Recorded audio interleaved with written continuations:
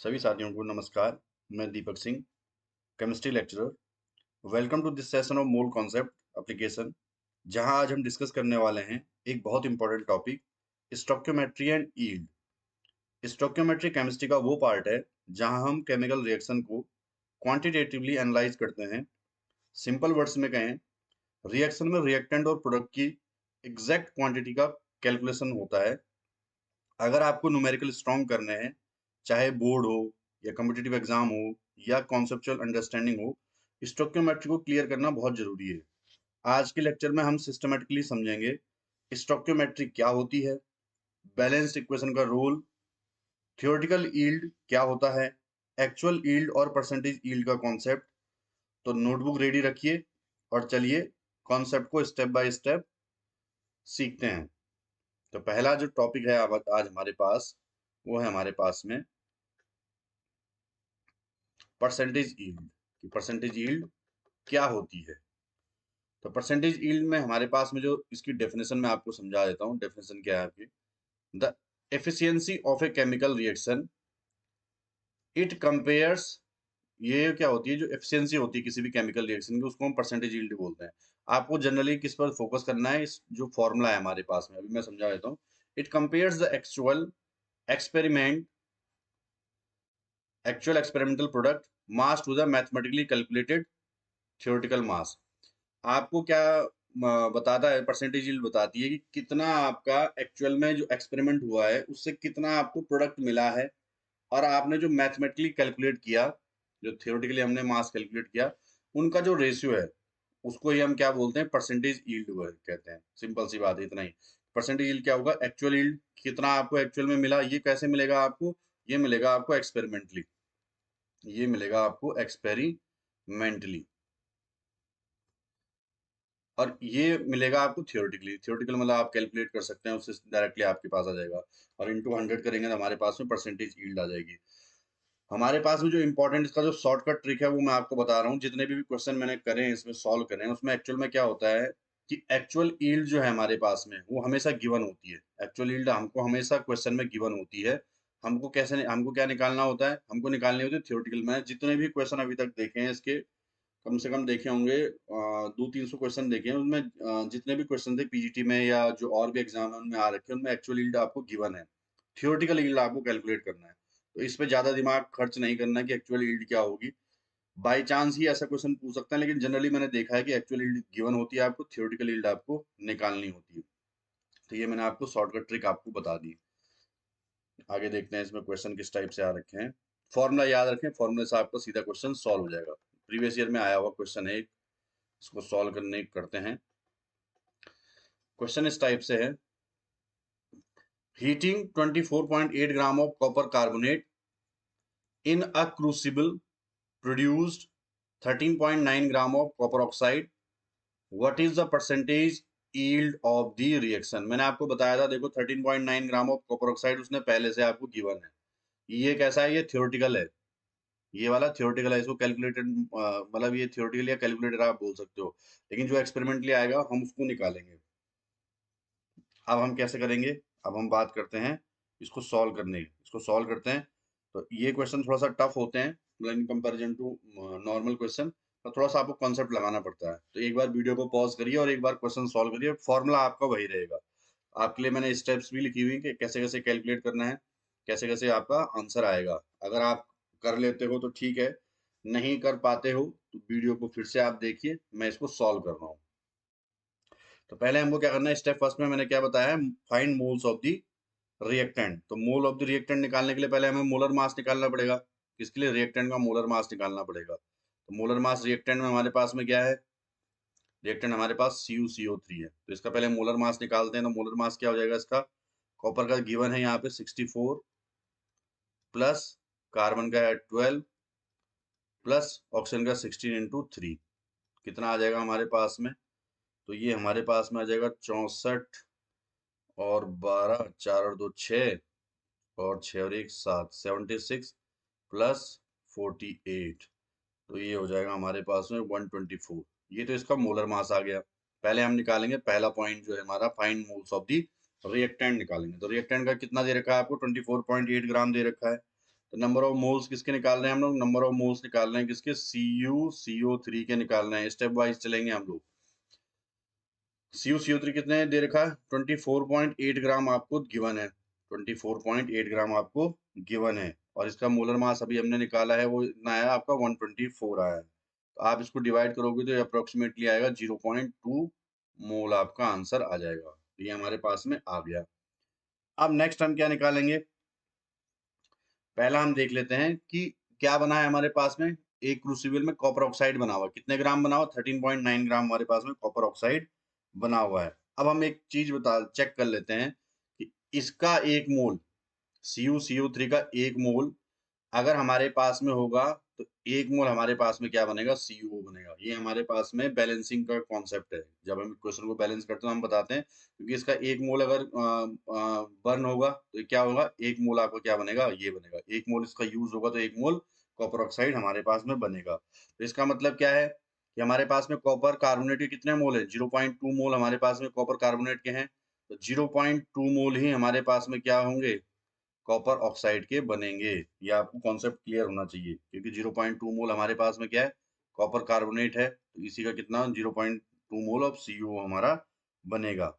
अब हमें क्या निकालना है? थ्योरेटिकल मास निकालना है। क्या निकालना है हमें? थ्योरेटिकल मास निकालना है प्रोडक्ट का।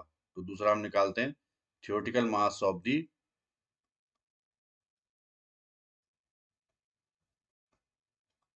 प्रोडक्ट। अब हम निकालते हैं theoretical mass of the product की हम बात कर लेते हैं। तो थ्योरेटिकल मास कैसे निकलेगा?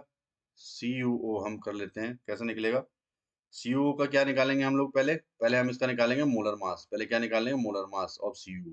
पहले क्या निकालेंगे? इसका मोलर मास ऑफ CuO। कितना आ जाएगा? कॉपर का कितना था हमारे पास? 64 प्लस 16 कितना आ जाएगा हमारे पास? इसका इसका आ जाएगा आपका 80। इतना हमारे पास में क्या आएगा? इसका मोलर मास आ गया। अब हमें पता है नंबर ऑफ मोल्स कैसे निकलते हैं हमारे पास में। हमें थ्योरेटिकल मास निकालना है ना इसका, कि कितना मास होगा। यानी कि हमें क्या निकालना है? मास कितना होगा इसका, थ्योरेटिकल हम निकालेंगे। तो N इक्वल टू क्या हो जाएगा हमारे पास? W/M। नंबर ऑफ मोल हमें पता है, यहाँ से हमें पता है। कहाँ से? क्योंकि कॉपर कार्बोनेट से 0.2 मोल बनेगा। हमें निकालना है ये वाला W, ये हमें नहीं पता है। तो क्या हो जाएगा इससे? Formula W equal to N into M। अब हमें N तो पता है 0.2। अब आप कहोगे सर यहाँ हमें बैलेंसिंग क्वेश्चन से पता चल गया। M कितना है हमारे पास में? 80। तो इसका आंसर कितना आ जाएगा हमारे पास में?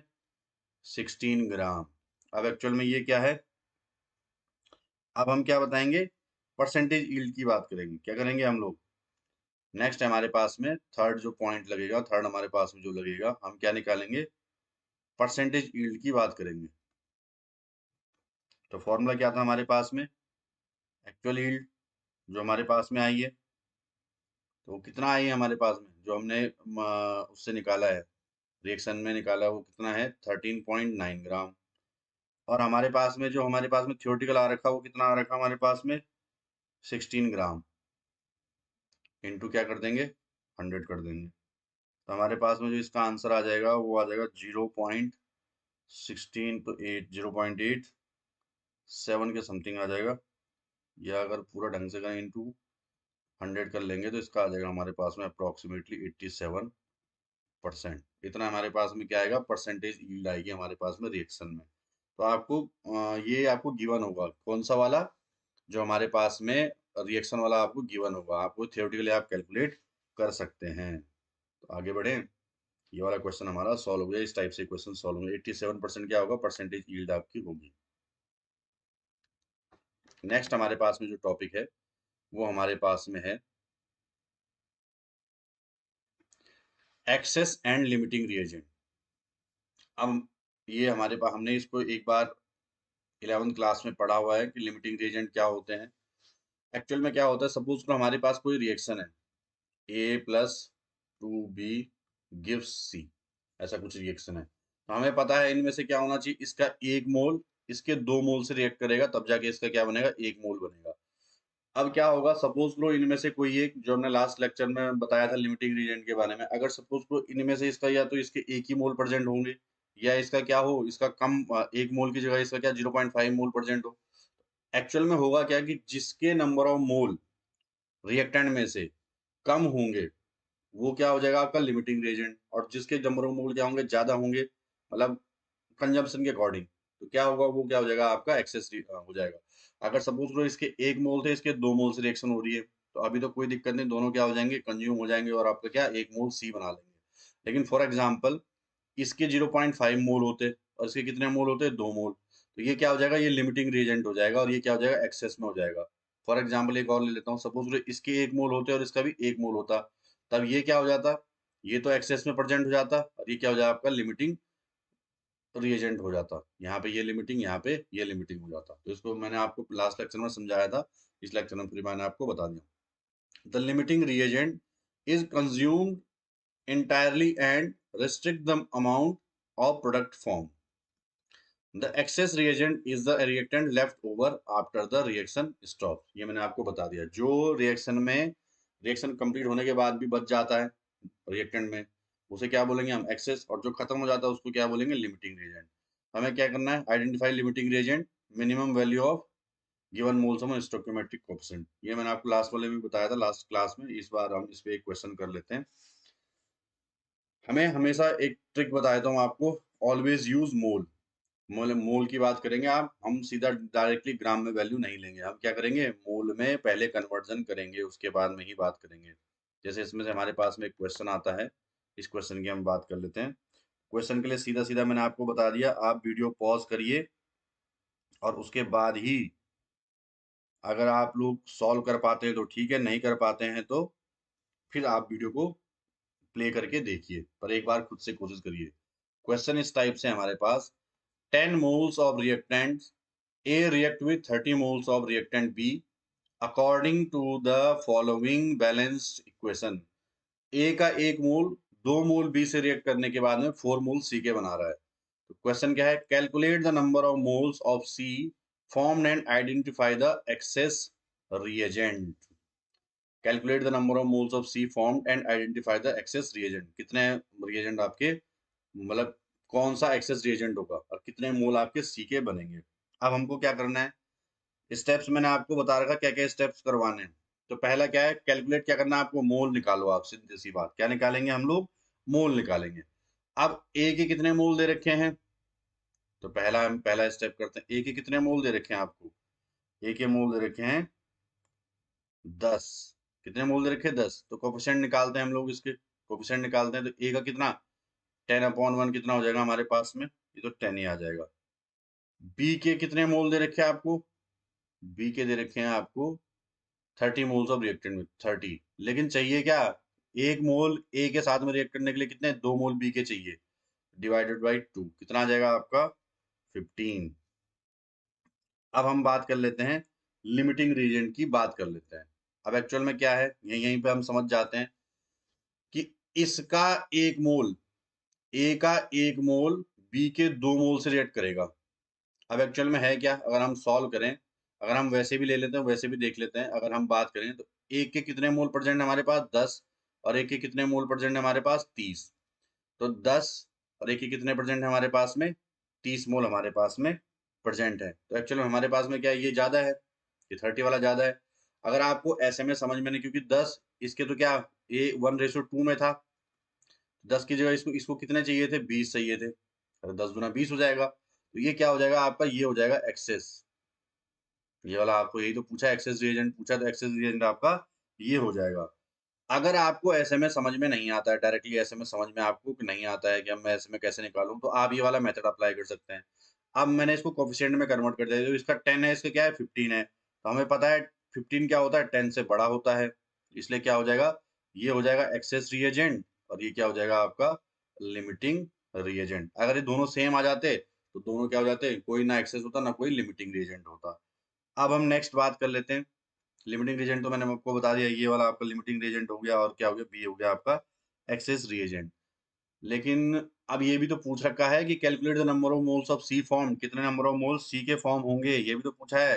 अब हम बात करेंगे लिमिटिंग रिएजेंट, मैंने आपको बता दिया, ये दूसरा स्टेप हमारा कंप्लीट हो गया।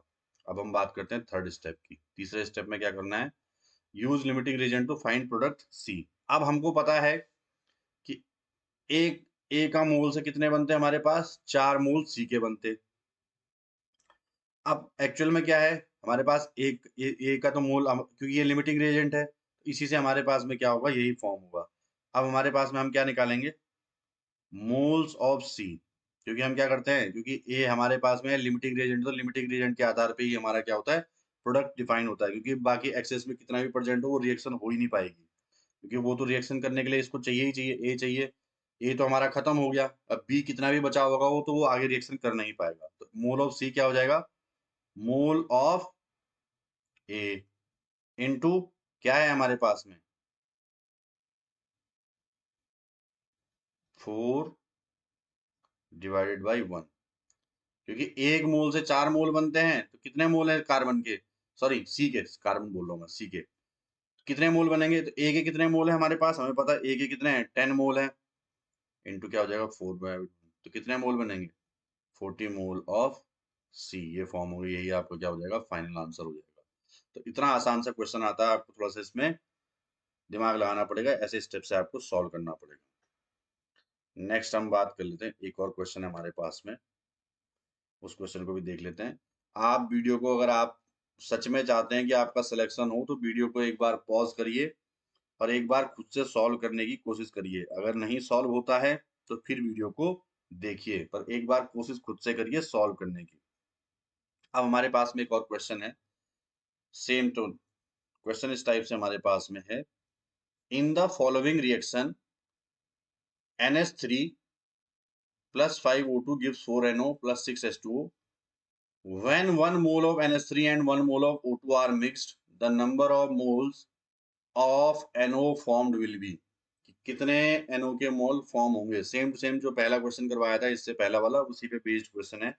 हमको क्या करना है, हमको इन आपको 4 ऑप्शन दे रखे हैं, A option A B C D, इनमें से बताना है कितना होगा। अब हम क्या करेंगे, पहले हम बात करेंगे क्या कि क्या क्या दे रखा है हमको, तो पहले हम सीधी सी बात करें, लिमिटिंग रिएजेंट की बात कर लेंगे। तो पहले हमारे पास में इक्वेशन क्या है, इक्वेशन देख लेते हैं हम लोग। इक्वेशन हमारे पास में 4NH3 plus 5O2 gives 4NO plus 6H2, ये हमारे पास में इक्वेशन है। अब हमारे पास में क्या हो जाएगा, हमें बताया है इनिशियल मोल किससे है, NH3 है, कितने, इसके 1 मोल है, इसके 1 मोल है, और 1 मोल है O2 का, 1 मोल इसका है। अब हम क्या निकालेंगे, वही जो पहले हमने किया था, हमें बताना है इन दोनों में से लिमिटिंग रिएजेंट कौन सा होगा। इसके 4 मोल और इसके 5 मोल होने चाहिए, इसके 4 मोल इसके 5 मोल से रेट करते हैं, तब क्या बनाते हैं, 4 मोल आपके NO के बनाते हैं, लेकिन हम इसको क्या निकालेंगे, कोएफिशिएंट निकालेंगे हम लोग। अब हम क्या निकालेंगे, ये तो हमारे हो गया पहला स्टेप। सेकंड स्टेप में हम बात कर लेते हैं, रेशियो निकाल लेते हैं, सिंपल सी बात है, कोएफिशिएंट जो भी बोलते हैं हम लोग, NH3 की बात कर लेते हैं, NH3 एक्चुअल में अवेलेबल कितने हैं, 1 मोल अवेलेबल है, और होने कितने चाहिए थे, 4, तो क्या हो जाएगा हमारे पास में, इसकी वैल्यू कुछ आएगी, तो इसकी वैल्यू आएगी हमारे पास में क्या, ये आ जाएगी हमारे पास में 0.25। अब बात कर लेते हैं किसकी, O2 की बात कर लेते हैं। O2 में कितने मोल अवेलेबल है, 1 मोल अवेलेबल, होने कितने चाहिए थे, 5, 5 से डिवाइड, मतलब इसकी कोफिशिएंट हमने निकाल दी, कितना हो जाएगा हमारे पास में, 0.2। अब मैंने आपको बता दिया था कि इससे आप कंपैरिजन कर सकते हो, इसका कितना आ रहा है 0.25, इसका कितना आ रहा है 0.20, तो कौन सा लिमिटिंग रेजेंट होगा, ये वाला लिमिटिंग रेजेंट हो गया। क्या हो जाएगा, क्योंकि 0.25 बड़ा है 0.20 से, तो कौन सा हो गया हमारे पास में, 0.25 बड़ा है किससे, 0.20 से, इसीलिए क्या हो जाएगा, ये वाला हो जाएगा आपका लिमिटिंग रिएजेंट। तो ये कौन सा है, ये है आपका ऑक्सीजन। ये इतना आसान सा कॉन्सेप्ट है जिससे आप लिमिटिंग रिएजेंट छांट सकते हो, बहुत आसान कॉन्सेप्ट मैंने आपको बता दिया। अब जो लिमिटिंग रिएजेंट होगा उसी के बेस पे क्या होगा, NO फॉर्म होगा, सिंपल सी बात है, जो मैंने पहले आपको क्वेश्चन करवाया था उसी पे बेस्ड क्वेश्चन है। अब क्या हो गया, क्योंकि क्या तीसरा स्टेप क्या था, लिमिटिंग रिएजेंट क्या हो गया हमारे पास में, ऑक्सीजन हो गया, तो इसी के बेस पे क्या होगा हमारे पास में, NO की फॉर्मेशन होगी, क्योंकि बाकी NH3 कितने भी एक्सेस में प्रेजेंट हो उससे कोई फर्क नहीं पड़ने वाला है। अब हम देख लेते हैं, सॉल्व कर लेते हैं, तो क्या होगा हमारे पास में, तो कितने मोल बनेंगे, मोल ऑफ NO फॉर्म, कितने फॉर्म होंगे। अब हम बात कर लेते हैं, अगर इसके 5 मोल थे तो उसके कितने बन रहे थे, 4 मोल बन रहे थे, 5 मोल से इसके कितने मोल बन रहे थे, 4 मोल बन रहे थे, तो वही मैं बता देता हूँ, पहले वो लिख लेते हैं। Available moles of O2 into क्या हो जाएगा, कितना स्टोइकियोमेट्रिक कोएफिशिएंट था NO का हमारे पास में, तो हमारे पास में एक्चुअल में कितना होगा, इसका था NO का 4 डिवाइडेड बाय ऑक्सीजन में कितना था हमारे पास में 5, stoichiometric coefficient of nitrous oxide NO का और स्टोइकियोमेट्रिक कोएफिशिएंट ऑफ ऑक्सीजन का। इन क्वेश्चनों को सॉल्व करने के लिए बच्चे बहुत सारे कंफ्यूजन में रहते हैं और सॉल्व छोड़ देते हैं इस टॉपिक को, पर वैसे ही बहुत आसान सा टॉपिक है। तो अवेलेबल मोल कितने हैं हमारे पास, हमको पता है एक ही मोल अवेलेबल था, एक ही तो था हमारे पास में, इंटू 4/5, तो कितना आ जाएगा आपका 4/5 आ जाएगा हमारे पास में, तो इसका आ जाएगा आपका 0.8 मोल। इतना आसान सा क्वेश्चन, चुन्नू मुन्नू टाइप का सा, इसका ऑप्शन जो होगा, option A is the correct answer, answer हो जाएगा आपका ए। एक और क्वेश्चन आपको दे रखा है, इस पर इसी टाइप के क्वेश्चन आते हैं। क्वेश्चन क्या है हमारे पास में, silicon nitride is made by 3Si plus 2N2 gives Si3N4. How much silicon is needed to react with excess N2 to prepare 125 gram of Si3N4 if the yield is 95.0%? ये हमको दे रखा है, आपको 4 ऑप्शन दे रखे हैं, 4 ऑप्शन में आपको आंसर बताना है। तो एक बार आप वीडियो को पॉज करिए और फिर क्या करिए, एक बार खुद से सॉल्व करिए, कॉपी पेन उठाइए, अगर नहीं होता है तो फिर आप वीडियो को प्ले करिए और देख लीजिए इसका आंसर कैसे है। तो पहले क्या निकालेंगे हम लोग, ये परसेंटेज यील्ड वाला क्वेश्चन है, परसेंटेज यील्ड आपको पहले से गिवन है, पूछा क्या गया है, how much silicon is needed, question में जो दे रखा है आपको वो ये दे रखा है कि how much silicon is needed to react with excess N2 to prepare 125 gram of Si3N4 if the yield is 95.0%। अब सॉल्व करने का मैं आपको इसका मेथड बताता हूँ। तो पहला स्टेप जो है हमारे पास में, पहला स्टेप में यहीं पे लिख लेता हूँ। पहले स्टेप में क्या कैलकुलेट करना था, थ्योरेटिकल मास ऑफ Si3N4। तो पहले बात कर लेते हैं थ्योरेटिकल मास किसका निकालना है, थ्योरेटिकल मास ऑफ Si3N4। तो इसके लिए पहले आपको क्या चाहिए, अरे पहले हमको क्या चाहिए, पहले इसकी वैल्यू तो पता होनी चाहिए, इसका कितना कितना दे रखा है शायद से हमको गिवन है, कितना दे रखा है आपको 125 ग्राम दे रखा है, यहाँ ये दे रखा है 125 ग्राम डिवाइडेड बाई, अब आपको कितना दे रखा है, परसेंटेज यील्ड आपको दे रखी है कितनी 95%, तो 95 डिवाइडेड बाई 100 करेंगे तो क्या हो जाएगा 0.95 हमारे पास में आ जाएगा, तो इक्वल टू आपका आ जाएगा 131.5, हाँ इतने ग्राम आपका आ जाएगा। तो ये पहला हमारे पास में आ गया। अब हमें निकालना है मोल, क्या निकालना है हमको, इसके मोल निकालना है। दूसरा जो हमारा स्टेप हो जाएगा, हमें क्या निकालना है, मोल निकालना है। तो यहीं पे निकाल लेते हैं हम लोग, मोल निकाल लेते हैं Si3N4, इसके मोल निकाल लेते हैं कैसे, कितना है इसका, इसको जो ग्राम में वैल्यू दे रखी है 131.5 दे रखा है, डिवाइडेड बाई कितना, अब आपको इसका क्या निकालना है, मोलर मास निकालना पड़ेगा। तो मोलर मास अगर हम निकालेंगे, दे रखा है आपको, अच्छा दे रखा है मोलर मास आपको गिवन है 140, तो डिवाइडेड बाई क्या हो जाएगा हमारे पास में 140 हो जाएगा, तो आंसर हमारा आ जाएगा इसका 140, करीबन बराबर ही है ये, तो 0.14 दसेंगे, तो 14 नम्मा 140 130 1 पॉइंट अप्रोक्सीमेटली 0.9 के समथिंग आना चाहिए, ये जितना भी आ रहा होगा 0.93 के समथिंग, इतने हमारे पास में क्या हो जाएगा, मोल आ जाएगा इसका। अब हम बात कर लेते हैं कितने SI के मोल चाहिए, how much SI is needed to react with excess N2 to prepare 125 gram of Si3N4, तो कितने SI के मोल चाहिए इसके लिए, तो ये क्वेश्चन उल्टे फॉर्म में दे दिया। अब क्या करेंगे, कैलकुलेट करेंगे, तीसरा पॉइंट, दूसरा पॉइंट हमने यहाँ पे कैलकुलेट नंबर ऑफ मोल निकाल दिया, तो तीसरा पॉइंट क्या हो जाएगा हमारे पास में, रिक्वायर्ड मोल ऑफ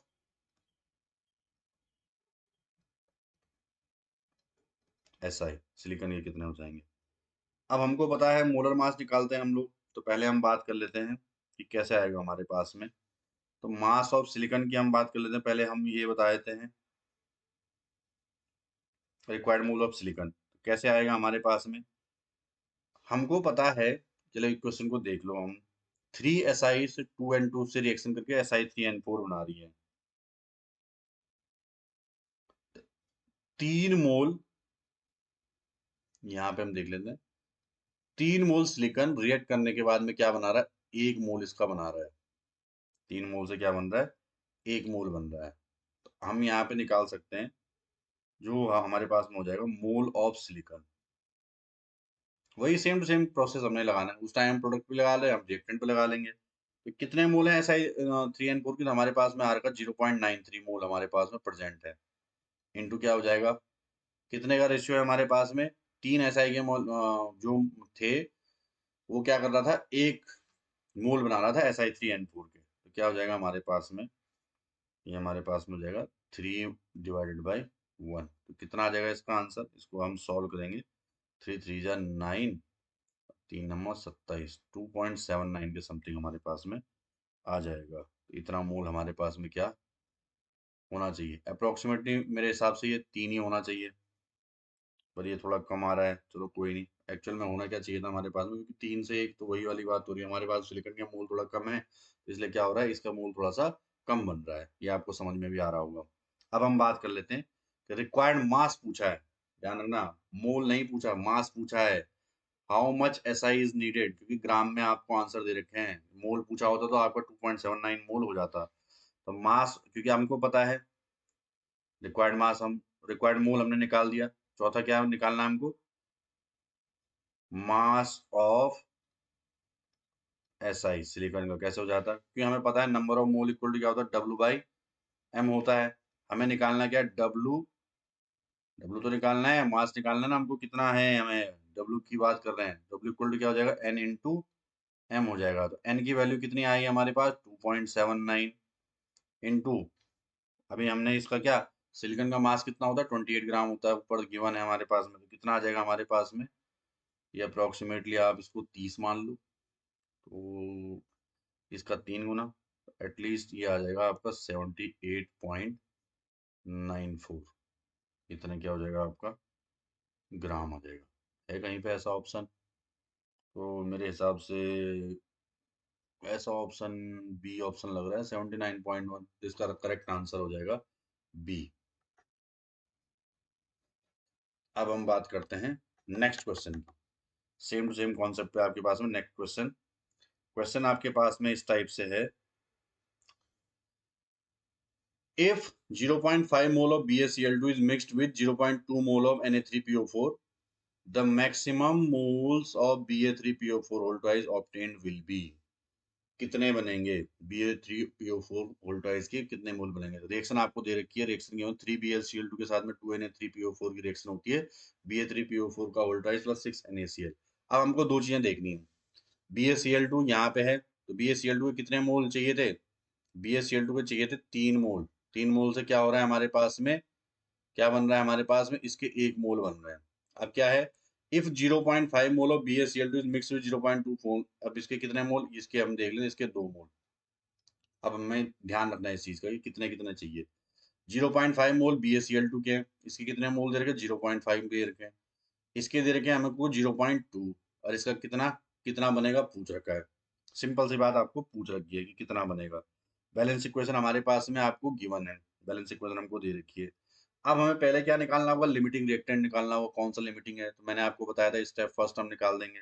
तो पहले हम क्या करेंगे, हमें पता है BaCl2 के कितने मोल दे रखे हैं, BaCl2 के मोल कितने दे रखे हैं आपको, 0.2, ये नहीं 0.2 नहीं 0.5, गड़बड़ का हो रहा है ये, रुकिए 0.5 है,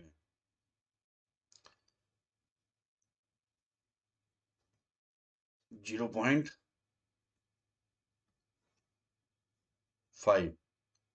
और हमारे पास में जो दूसरा है हमारे पास Na3PO4, इसके कितने मोल हमको दे रखे हैं, इसके मोल है हमारे पास में 0.2। अब इसका हम क्या निकाल लेंगे, अभी मैंने आपको बताया था हमको क्या निकालना है, इसका लिमिटिंग रेजेंट हमको निकालना है। उसका मैंने आपको फॉर्मूला बताया था कि हमको कैसे निकालना है। तो हम क्या निकालेंगे, पहले कितने होने चाहिए तो कितने हमारे पास में है, कोफिशिएंट जो हम निकालते हैं। तो क्या हो जाएगा 0.5 डिवाइडेड बाई 3, और इसका कैसे निकलेगा 0.2 डिवाइडेड बाई 2 कितना आ जाएगा? बताइए, आप लोग वीडियो पॉज करिए और सीधा सीधा आंसर बताइए कितना आएगा हमारे पास में। तो बताइए कितना आएगा? 0.5 डिवाइडेड बाई 3 कितना आ जाएगा? तो हमारे पास में आ जाएगा 0.3 एकम 3, 3 छके 18, 0.167 इतने हमारे पास में आ जाएगा। और इसका कितना आ जाएगा? इसका 0.1 आ जाएगा। तो यही आएगा हमारे पास में 0.1। अब क्या होगा? अब लिमिटिंग रीजन कौन सा हो जाएगा हमारे पास? लिमिटिंग रीजन बताइए। एक 0.167 है और दूसरा हमारे पास में क्या है? 0.1 है। तो हमारे पास में क्या होगा? कौन सा लिमिटिंग रीजन हो जाएगा? हमारे पास में लिमिटिंग रिएजेंट हो जाएगा Na3PO4। ये हमारे पास में लिमिटिंग रिएजेंट हो जाएगा क्योंकि इसकी वैल्यू क्या है? कम है हमारे पास में। और जो लिमिटिंग रिएजेंट होगा उसी के बेस पे हमारे क्या बनेगा? प्रोडक्ट हमारा फॉर्म होगा। तो हमारे पास में दूसरा सीधा क्या हो जाएगा? 0.2 मोल, सॉरी 0.2 मोल है हमारे पास में। क्या ये हम चेक कर लेंगे क्या है हमारे पास? Na3PO4। और यही क्या है हमारे पास में? लिमिटिंग रिएजेंट है। तो जो लिमिटिंग रिएजेंट होगा उसी के बेस पे क्या होगा हमारे पास में? उसी के बेस पे क्या बनेगा? हमारा प्रोडक्ट फॉर्म होगा। तो कैसे निकालेंगे हम लोग? जो मैंने आपको मेथड बताया था कि क्या होगा, कितना Ba3PO4, Ba3PO4 होल ट्वाइस का कितने मोल फॉर्म होंगे? तो कितने मोल, क्योंकि हमारे पास में कितने मोल हैं इसके? 0.2 मोल इसके प्रेजेंट है। और अगर इसके कितने 2 मोल से इसका 1 मोल बन रहा था, 2 मोल से इसका 1 मोल बन रहा था ना, तो कैसे होगा हमारे पास में? तो हम क्या करेंगे? 1/2। तो कितने मोल बनेंगे? 0.1 मोल ऑफ Ba3PO4 का होल ट्वाइस, ये हमारे पास में बनेगा। तो कौन सा है आपका आंसर? आपका आंसर हो जाएगा ऑप्शन नंबर डी। तो इतना आसान सा क्वेश्चन ये आता है, बस थोड़ा सा क्या होता है, जो इसकी लैंग्वेज होती है उसकी वजह से बच्चे इससे घबरा जाते हैं। तो ऐसा करना नहीं है, बहुत आसानी से आपको 2 नंबर मिल जाएंगे। रिवीजन में मैं आपको बता देता हूँ। परसेंटेज यील्ड से हम क्या करते हैं, जो हमने आज की टॉपिक में पढ़ा, percentage yield evaluates experimental efficiency actual upon theoretical. Always convert given mass two moles before finding the limiting reagent. मैंने आपको ये बता दिया था इंपॉर्टेंट। लिमिटिंग रिएजेंट क्या होता है? जो जिसकी वैल्यू कम होती है। और सिर्फ क्या होता है? लिमिटिंग रिएजेंट ही बताता है कि फाइनल प्रोडक्ट का अमाउंट कितनी बनेगी। एक्सेस रिएजेंट नहीं बताता है। ये लिमिटिंग रिएजेंट का कॉन्सेप्ट था। और आज जो आपकी क्वेश्चन है आपके लिए वो इस टाइप से, जो होमवर्क का आपका क्वेश्चन है, तो ये हमारे पास में आपका होमवर्क वाला क्वेश्चन आपके पास में आपकी स्क्रीन पर है। इसको सॉल्व करना और आप कमेंट करना कि क्या है क्वेश्चन, किस टाइप से। क्वेश्चन में आपसे एक बार पढ़ लेता हूँ। 950.0 gram of copper sulphate is reacted with 460 gram of zinc metal if 295.8 gram of copper is actually obtained. What is the percentage yield of the reaction? इस टाइप का क्वेश्चन मैंने आपको करवा रखा है। इस क्वेश्चन को आप लोग पहले जो जितने भी क्वेश्चन मैंने करवाए उनको एक बार खुद से करिए, तो ये क्वेश्चन आपसे सॉल्व हो जाएगा, इजीली आपका सॉल्व हो जाएगा। और आप इसका जो आंसर है वो वीडियो के कमेंट में आप मुझे बताएंगे कि इसका आंसर क्या है। अगर कोई डाउट होता है तो उसमें आप बता सकते हैं, उसमें लिख सकते हैं। तो आज की क्लास में हमने सीखा स्टोइकियोमेट्री केमिस्ट्री के जो फंडामेंटल कैलकुलेशन है उसके बारे में बात करी। जो मोल कॉन्सेप्ट और स्टोइकियोमेट्रिक रेशियो को कंबाइन कर लिया हम लोगों ने। रिएक्शन जो कैलकुलेशन वगैरह आती है वो सिस्टमेटिक तरीके से हमने सॉल्व कर लिया। और मैं आपको रिकमेंड करूंगा कि आज का लेक्चर के जो एग्जाम्पल हैं उनको आप एक बार खुद से प्रैक्टिस जरूर करें, उसके बाद में ये जो होमवर्क वाला क्वेश्चन है उसको सॉल्व करें। अगर आज का लेक्चर आपको हेल्पफुल लगा हो तो वीडियो को लाइक करें, चैनल को सब्सक्राइब करें और बेल आइकन को जरूर दबाएं, ताकि मोल कॉन्सेप्ट और फिजिकल केमिस्ट्री के मैंने जितने और भी वीडियोस बनाई हैं या इनऑर्गेनिक केमिस्ट्री की बनाई हैं उनकी जो कंप्लीट प्लेलिस्ट है वो चैनल मार्कंडे एकेडमी पे अवेलेबल है। और अब मैं मिलूंगा आपको नेक्स्ट लेक्चर में एक और इम्पोर्टेंट टॉपिक के साथ। तब तक के लिए धन्यवाद, थैंक यू।